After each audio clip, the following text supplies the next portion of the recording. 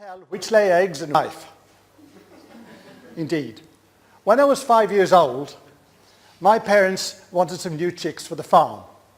And so when somebody was identified, we went off in the van one night, and my mother got her wedding ring on a string and waved it over the chicks. And apparently if it went one way, they were male, and if it went the other way, they were female. Now, this was a world where if you needed water on the farm, you needed a new well digging, you didn't have technology. A man came along with two rods or a stick or something like that and wandered around mysteriously, said strange things and said, drill there so deep and you will find water. And quite often you did. When an animal got sick on the farm, we didn't always have the medication, or maybe couldn't afford it. But there was a healer lived locally, and he would come along and he would dig up a piece of earth with the hoof print of the animal in it, turn it over, give a blessing, and very usually the animal got well straight away. Now, if you think this is going to be really weird, bear in mind the creator of this amazing vehicle said, if you think you can or you think you can't, you're probably right. And I chose to think I can in many ways. I ended up being an electronics engineer and research manager in Cambridge. But forever, I was always interested in different aspects. And I found this inside secrets of dowsing about energy lines and all the things you could do with it and how you could think things and imagine things. It was fascinating. It was a real insight. And this was running in parallel with my technical life, you see. Now, this is an energy line. This is a map of an energy line that runs quite close to here called the Michael line. These are natural energy lines that are around the Earth. They can be beneficial, non-beneficial. And this one is called the Michael line because it goes through churches, usually named St. Michael's Church, literally from Cornwall to there. But they tend to go through ancient sacred sites, stone circles and special places where there have been ancient civilizations. The interesting thing as well is that they also go through places like the Vatican and Uluru. Yeah?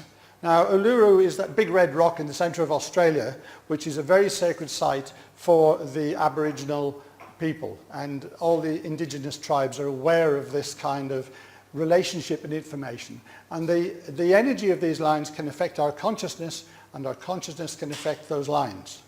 Now, that's the Vatican, very simply, and Buckingham Palace and many more, very simply because when a force or a new power comes in, they dominate the old one by building their places of power on the original ones. Hence, churches and a lot of major modern power plants are built on ancient sites.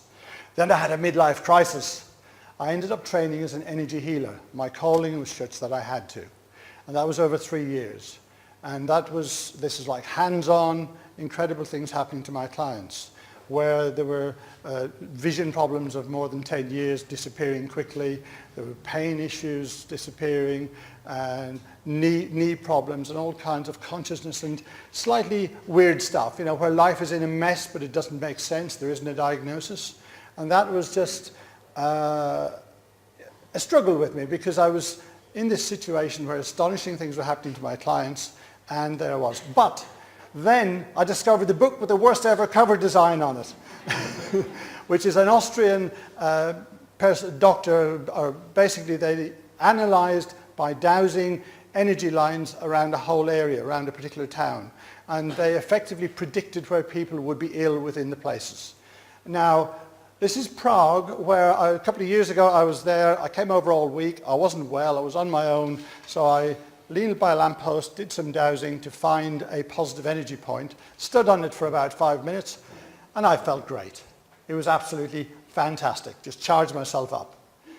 This is an illustration from that book where the dark lines, the dark lines crossing there over the person's head.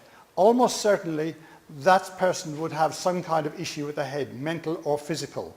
But if you move the bed down to this position out of the effect of the lines, then the problem virtually goes away, often goes away almost instantly. And it's possible to change those lines as well. This is ancient skills that we've had from way, way back, and we have actually forgotten them in many ways, and you will find them derided on Wikipedia and so on. But it's fascinating. This is a workshop I gave at the British Society of Dowsers, where I had psychics, scientists, and skeptics in the audience. Does this sound familiar? And it was fascinating because some could see the energy around some of the objects I was working with, some could measure them, and some were going, how the heck does this work? 2 months ago, my wife and I went to Malta to see some ancient temples. We're very interested in that area. And the energy, that's 5,300-year-old part of a temple. And the energy there was so powerful when we pulled up in the car park that, and I'm going goosebumps now, that we almost passed out. It was just so incredibly strong. Cold hands, what's that got to do? I had cold hands and feet as a child, and the work I've done with people, with some people, is from a few years ago, who now have permanently warm hands and feet, and they were dangerously cold at the time. And that's a question of balancing the energy and getting them fully integrated and getting their consciousness and their energy properly in their body, right way around, in the right place. So I don't do sexing chickens, but I do help people resolve problems and get their life in shape. And if you'd like to get in touch and have a play sometime, then please do.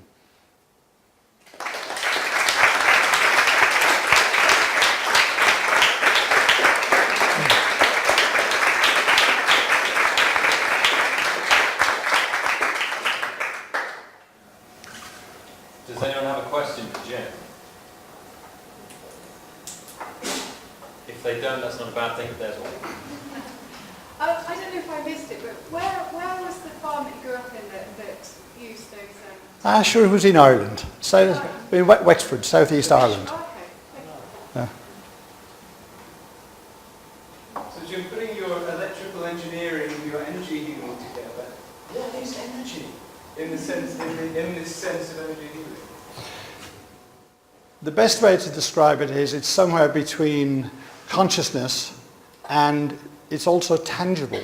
Now, when I say tangible, many people are far more sensitive than they realize. And I've been to places where there are some powerful lines going through. They do vary in intensity enormously. And on one occasion, in fact, the Michael line I was talking about down near Bury St. Edmunds, there was a group of us there, and it was about 20 yards wide. And as you walked through, you could actually feel this alternating different sense of energy. It was like kind of walking through treacle, but there's nothing visible. And in fact, this treacle was about a foot above the ground. What is it exactly? In some cases, it's possible to measure electromagnetic fields and magnetic fields around us. There's a lot of confusion. All I can say is that it's, I wouldn't say scientifically proven. There's a lot of overlap between believing in it, back to if you believe you can or you believe you can't, which can be about whether it's dowsing or even about your health or your mental state, or as Kathy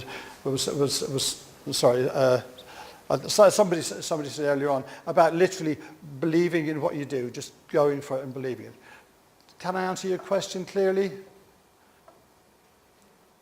Not exactly. What I firmly believe is, and what I've seen, is that I've worked with a few people in the past where they said, "No, we don't believe in this stuff." You know, we were in their house, and said, "Okay, I've got a pair of dowsing rods in the car. Let's have a play, shall we?" And I demonstrated by, if say for example it was you, I said, "Let's just measure your energy field. We all have an energy field around us unless we're dead for some time."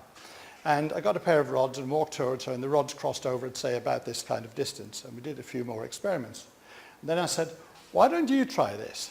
And she said, "Okay." Now, this is a lady who was highly technical, literally worked at British Steel with hard hat and big boots at one point, and a lot of other things. And gave her the rods and said, "Come towards me," on the other side of the room, same distance.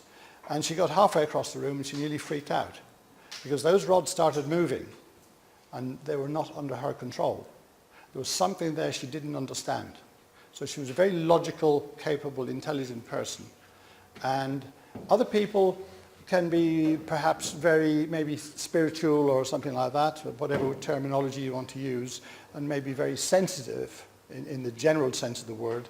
And they sometimes are imbalanced, or they're fearful. They're fearful of many things in life. It can be anything.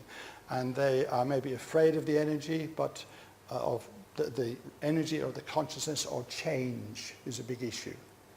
It's complex, but in terms of being tangible, it's the same as anybody familiar with kinesiology, applied kinesiology, where you hold an arm out and somebody puts a weight on it and asks you questions or gets you some remedies, and your muscle response will change. As far as I'm concerned, and I'm not aware of anybody else who says this, that dowsing, applied kinesiology, and so-called muscle testing or sway testing, they're all exactly the same thing, because we have a natural built-in MRI scanner if we want to. We have the equivalent of it. Yeah? And we can determine so many things. It's not just about earth energies, it's about what's good for us. Are we dehydrated? Are we not? We can test this. Is my project, what's the energy, this is a different aspect. What is, the, if you like, the consciousness level of my project or my thesis? Are there bugs in it? Roughly where is it? Is there a mistake in there? We can do this if we need to. But the problem is, whoever was speaking about the mind-body loop earlier on, the distracting negative thoughts. Now, because of the training I've done, I have a quiet space in here, so you can't, probably not on an MRI scanner, but I have a quiet space in here.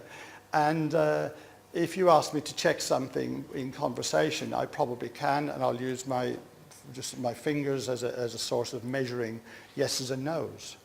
So it's back to human binary technology, if you like. It's always the question has to be a yes or no answer. Sorry, I'm going on a bit.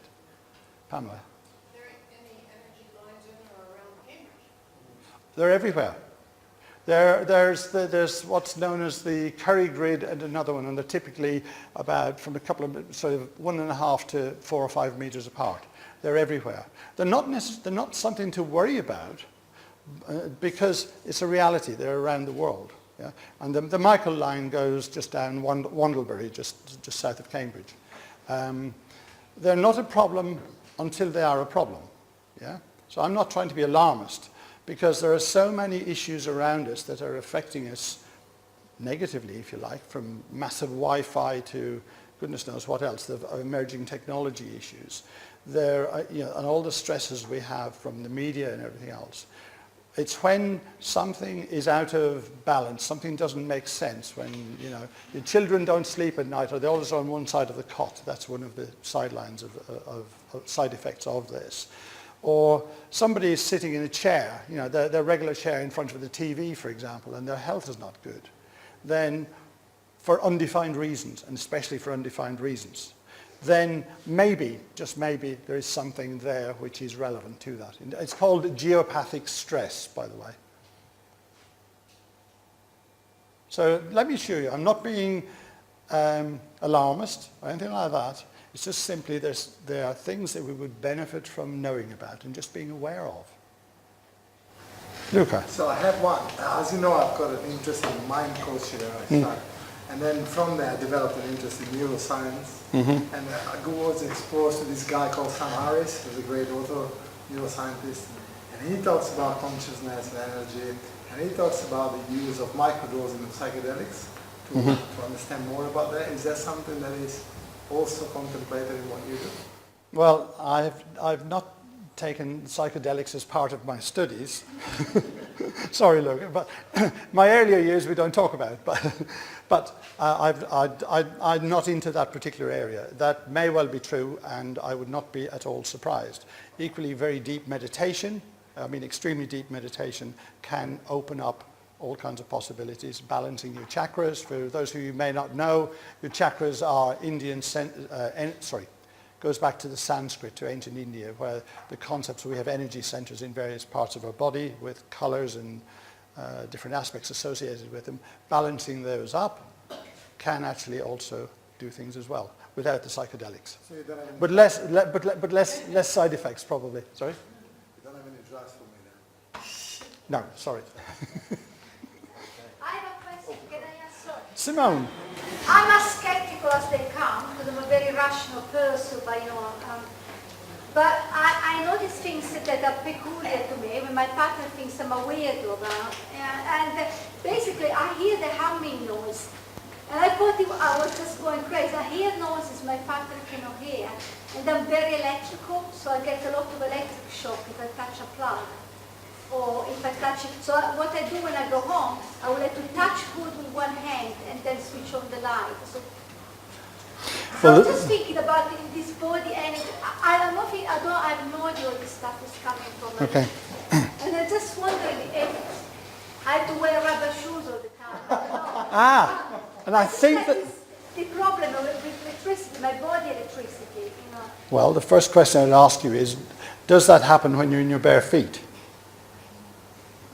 I never thought about it. No. That's kind of important, because if we take two pieces of plastic, or we take the cat and an appropriate piece of fabric, and we rub them together, we can generate really good sparks. You know when you put a sort of nylon sweater on in the dark and it goes, yeah? If you are wearing rubber type or certain kinds of plastic soles on your shoes, and depending on the floor you're on, you'll actually get electricity generated by both of those. It's very unlikely, but not impossible, that you're actually generating electricity just in your own body. It's not impossible. Really weird stuff happens. I know of somebody's mother. I give electric shocks to my daughter sometimes. Try it in your bare feet. You tell your mum to take her shoes off, yeah? And go around with her shoes off. Just to say, I know of somebody's mother who had rather strange effects, but one of the things that used to happen semi-regularly was she was standing by the cooker in the kitchen one day and saying to somebody, you know, I just really need a new cooker, and the cooker went bang. And that kind of thing can happen. Really strange stuff. And I love what I do because it's just joining the dots between, well, everything really. Consciousness and energy, and yeah, I have a lot of fun. Thank you.